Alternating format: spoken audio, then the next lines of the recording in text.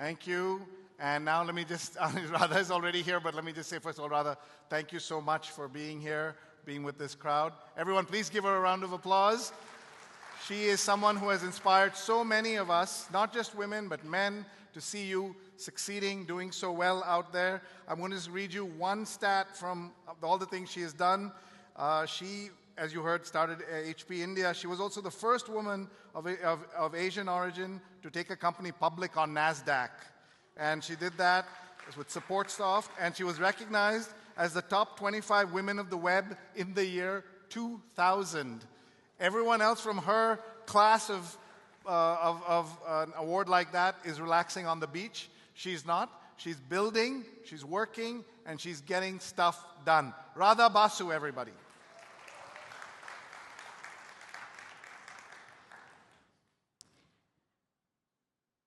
Delighted to be here. It's really nice to be able to look back and use that to look forward.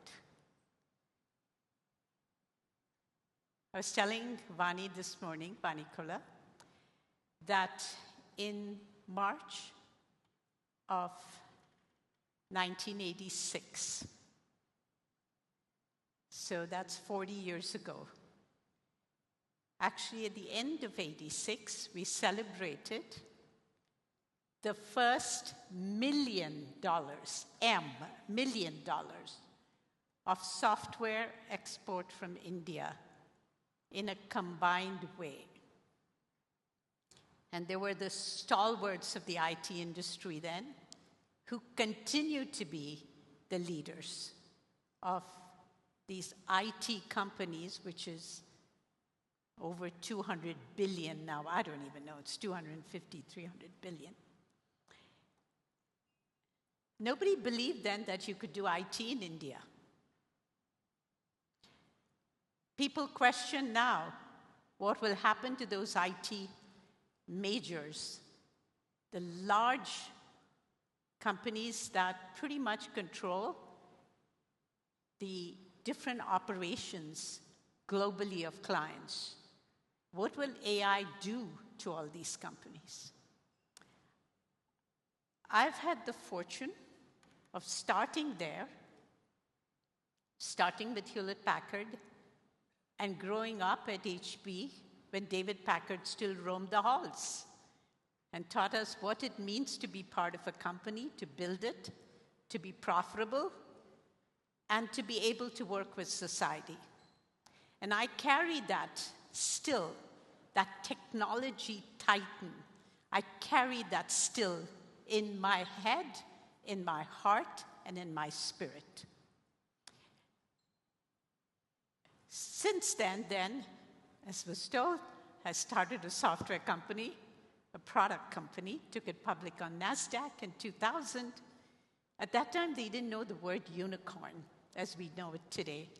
It was $1.2 billion valuation. It was also 23 days before the dot-com bust. So all our investors, and not investors, all our bankers and consultants told us, great time to take this company public. You're one of the first companies doing ratable revenue recognition, which then became SaaS. Well, 23 days after we did was the dot-com bust, because remember, it was 2000. So, doesn't faze you. You pick yourself up and move on. We had already done our IPO. And then fast forwarding, to be able to come to a point, we started a foundation and things like that. Really started to believe in how do the new technologies, digital technologies, and then very much later, AI, how does it change jobs? What is the future of work? And very important for me, how do we actually involve women in the gamut of things in technology and in technology companies and technology deliverables?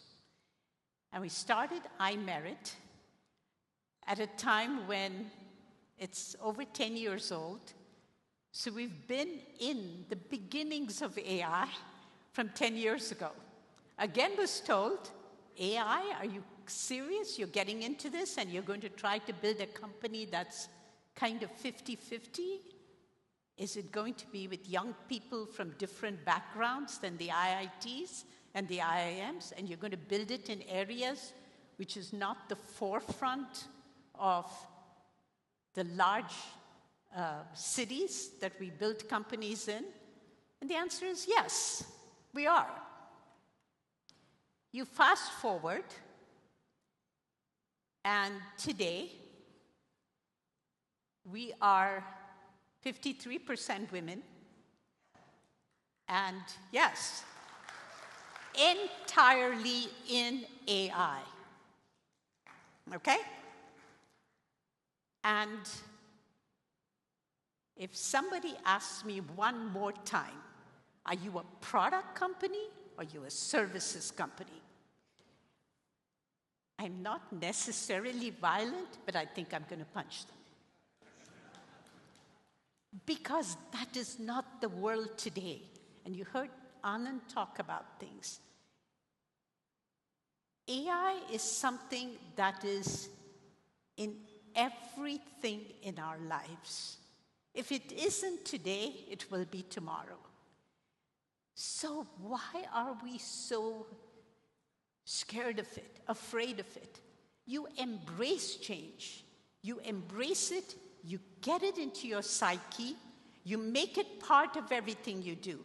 And one of the things that I've learned, and I think age gives you this, I don't think anymore. Are you product or are you services? Are you FTE based or are you, like transaction based? Because AI has changed that world. All the things we believed that we would do extremely well and through efficiencies and large numbers of people is being done a lot by AI. So we ended up then working in fact, if you see the people there, every single person there is an iMerit employee. And I put this up because I was looking at it and I said, global race for AI? I don't want to hear the word race. It's a global inclusion for AI because every single bit we contribute to training the models, developing the models, taking that data that's behind the firewall of every enterprise out there. As like Anand said, that data is known to the enterprises. It is known to the IT companies that work with the enterprises. That data, you can call it legacy, you can call it whatever, but that's the richness and our ability to take that, to be able to take that data, curate it, annotate it, and get it ready for AI is what will get AI to be deployed across the enterprise. And this global race, when I look at it, it has to be global inclusion. And let me share, I also changed all my slides after listening to people here, so I don't even know what I have up there. But I wanted to show you this. This was just a week and a half ago. We looked at the largest open source annotated, and we did a lot of the annotation, 3D mammography data set, working with SegMed, Advocate Health, a number of US-based cancer clinics, hospitals. And we looked at biopsy confirmed, certified, breast imaging specialists, etc. So what is it about this? It's high quality, expert data that uses AI, that develops models for AI, and it accelerates the development applications for breast cancer. So it's expert, high quality AI data that has a domain. So when they ask me, what kind of company do you run? And what kind of companies are these out there? Look at, for example, a large one like Anthropic. Of course it's a tech company. It's a model company. It's language models going. It's applying those models. People got shocked when Anthropic announced applications in legal and accounting. What else would they do with those models? It's so obvious that's where they would go. It's our ability to first to train the models, so you're providing as much data as possible. The language models are there. How do you take them? How do you take the vision models? And how do you get to these kind of applications? Let me take this one, because this is close to my heart, to all women. This only looks at the breast cancer data from the United States. Data from Caucasian women, Black women, Latino women, Indian, Asian, Chinese. These are all different. So you may have, I'm doing this to illustrate an example. So you could have a large model, but the ability to customize it, fine-tune it, bring in data from various sources. So you could have an LLM. The data for a particular enterprise, whether it's insurance, whether it's legal, whether it's fintech, whether it's healthcare, is behind the firewall of that enterprise. And that is high quality, extremely custom data to it and to their clients. And the ability to bring these two together, develop the agents, develop the small models, develop what's called purpose-built applications, and be able to deploy them.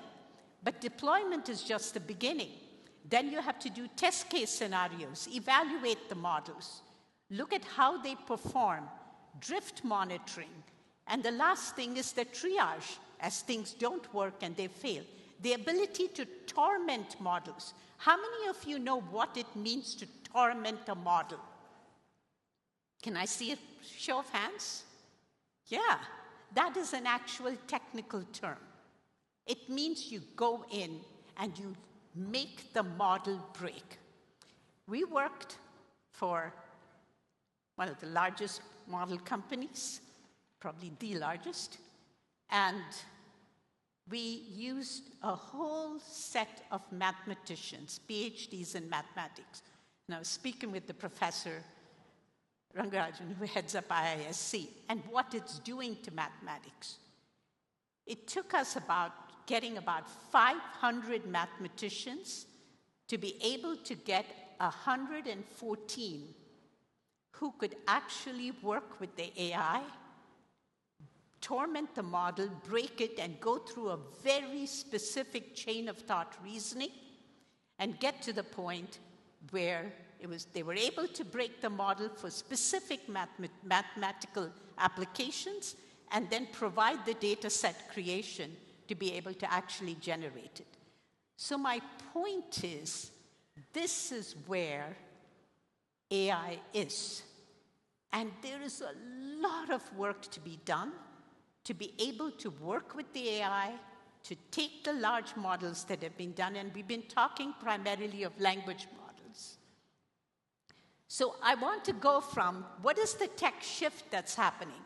It's going from AI that sees to AI that acts. That's what's happening. We're going through perception AI, where you can actually see and recognize a lung patch. We work a lot with perception AI in what's called autonomy. You see all this LiDAR stuff and radar and 2D cameras and all of that doing scene imaging. This is not just for self-driving cars. The first autonomous AI center of automobile AI center of expertise in India is in Coimbatore, because there's a lot of automobile stuff there, and a number of the young people working there are from places like, and Partha would recognize this, Namakkal, Karur. By the way, I'm Tamilian, so I can talk about this. A lot of our work is in many parts of India. That particular one is an automotive AI center of excellence. That autonomy work we're doing can then be taken to getting AI at the sensor or at the edge level. And I'll give you an example of that in precision agriculture, where you put AI at the center, you train the models, it's being used to detect crop failure in a small area versus the entire piece of land. Watering, there are many parameters. That is AI in precision agriculture.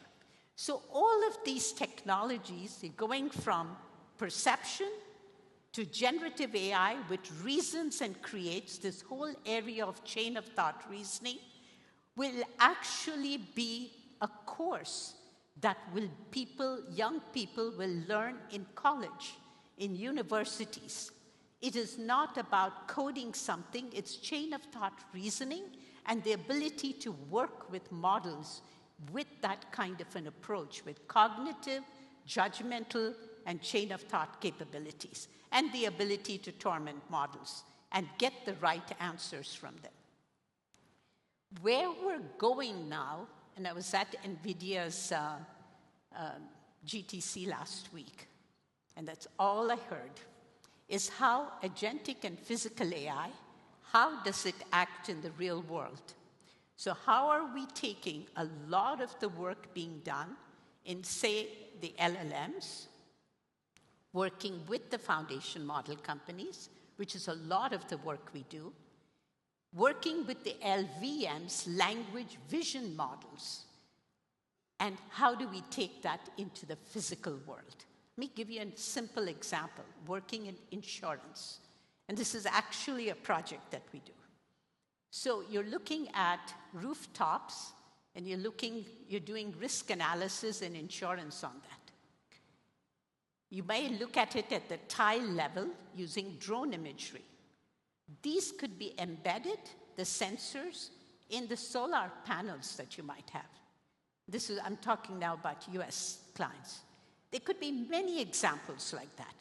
And that AI at the edge, at the physical level, is where we finally end up seeing AI being used. So language models, vision models, bringing those together to be able to work in the physical world. The first example I showed you of being able to take all this breast cancer data and having actually to develop models for cancer cell categorization actually goes into products that then can be literally on the mobile device that can go into cancer screening. And think about the application of that in the real world and how it affects women's lives. So the thing that you will hear now, you hear ChatGPT, you'll hear about agents. It's about agents and robots. So one comment or one discussion we had last week is agentic AI will be, for robots, will be the same as having agentic AI looking at devices that will be used in infrastructure and devices that will be used at the edge. So agentic AI is a means to an end. It's an agent that we're working on. And if you look at agentic AI in a digital enterprise, physical AI goes into physical, and the sensors are what constitute the intelligent infrastructure. So these are all stages, lots of buzzwords. That's not my point here. My point to get across is we're at the beginning of AI. This is not the time to be talking about the death of industries that are 200 billion, where the data is there behind the firewall. Our ability to take that, apply the AI, and be able to use and develop smaller models, agents, purpose-built applications. I can give you 20 different names for this. By the way, what we use for language models, we don't use for the vision models. In just the language I'm talking about. What you use for vision models, you're not using for AI audio models. But they're all agents that we're developing and purpose-built applications, but very specific to the domain. And that is why humans are in the center of this. This is my last thing I want to get to. It's not who gets the first technology first, who commercializes it. That came from within India, and is changing everything we're doing. So I want to get to the things that we're doing now. You're starting at the infrastructure, the foundation. You have the domain understanding. A lot of the work we're doing now is taking the large models, putting the domain together, and taking them into language, vision, and into physical AI. That's what's happening today. But then you have to tune them. You have to take data behind the firewall and make it applicable to that particular enterprise. That's the work of a large number of IT companies. The application to the particular business problem. And one thing you will see now is that foundation model companies are moving from direct API access to deep vertical relationships. I was at the, like many of you were, at the AI Summit in Delhi. Not seen a better, a larger set of leaders coming together in AI. It was pretty stunning. I'm very proud to have all those people there and seeing them across. But what came out very clear from the foundation frontier model companies is the partnerships with the large enterprise and IT companies. Many of those were announced. Why is that important? And we have this, we're young and small, but we work with the foundation model companies. That's a lot of our Gen AI revenues, the largest growth, and we work on the other side with the enterprise companies. So it's going across this that brings the AI to life in the enterprise. I'm going to end with one important thing. It's not more data. And we will get as much data from the models of the frontier companies. There's a lot of data has to be unlocked. But I want to bring up one thing that has repeatedly been discussed. Domain experts, meaning humans in the loop, experts in the loop, they critically evaluate AI responses, identify errors, question AI behavior, test AI performance, evaluate models, and do triage. And they provide ongoing oversight and audit. Humans and experts in the loop, what we call scholars, are absolutely essential, whether it's a cardiologist, a radiologist, a mathematician, a scientist, any number of people, good writers, all of these are necessary. So if anybody is telling you AI is going to take over our lives, yes, true, but it is taking over our lives. It's not, to me, taking over. It's integrating into our lives, and our ability to be able to use this AI in the application of it. And that's where I think the last thing I would say is it's really important for us to look at AI as part of our lives, and the best frontiers, the best breakthroughs happen at the nexus of the technology and the human expertise. And that's what I am most excited about. Thank you. Wow, wow, wow. The nexus of human expertise and technology. You've been in that for a long time. Just before we go, I'm going to ask you again that jobs question. How are you looking at it? And then I'm going to tell you what we have in store after the coffee break, a fantastic final session. Oh, I thought you were going to ask me some more provocative questions. But that's okay. About the jobs, they're a good question, yeah. So I think you've figured out by now that I look at problems and I like to think of, I love change, And I like to think of, okay, what can we do with this? It would be naive and foolish of me to say that jobs are not going to change, that jobs are not going to go away. You bet they will. We looked at many of these examples, even in the examples that I provided. Definitely what Anand talked about. Jobs will change. Our company is very young, a lot of young people, right? The average age of our company is 25.5. And my very sassy employee base will say, they call me the. If it were not for you, it would be 24, okay? Which is absolutely true. It's a very young company, which means we get people from very different backgrounds. And I think that's what's happening. Some of our best examples are freshers who come in and we train them.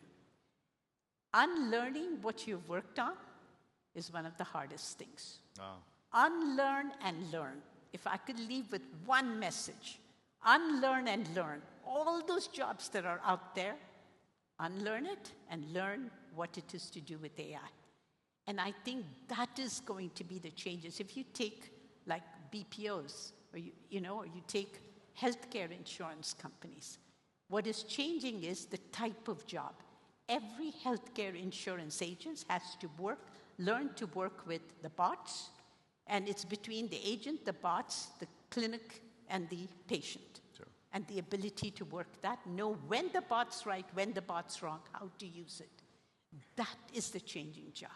That's terrific. Everyone, Radha Basu.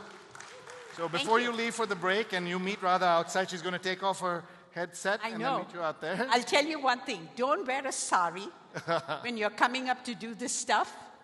But they had to put it on the top of her blouse in the back. Yes. I look at it this way. We're going to have AI change this. So we are able to. If it's 50% women, hey. What a great sari she's wearing.